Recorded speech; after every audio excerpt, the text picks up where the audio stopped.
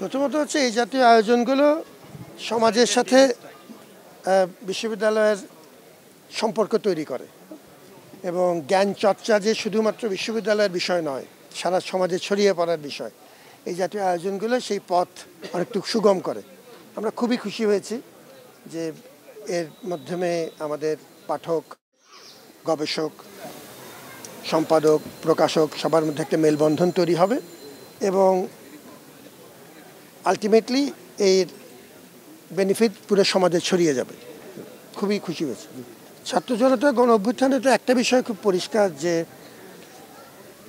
এই অভ্যুত্থানের একটা প্রধান স্পিরিটই ছিল যে একটি জ্ঞানভিত্তিক সমাজ তৈরি করা।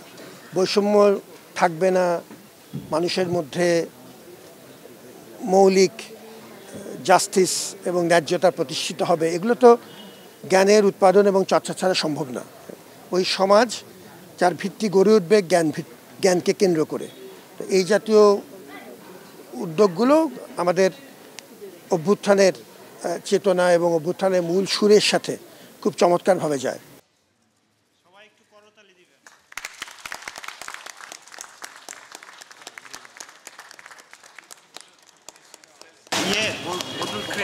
জি, আমি এরপর প্রধান অতিথি মহোদয় এবং ডিন মহোদয় সকল স্টলগুলো একটু পরিদর্শনে যাবেন।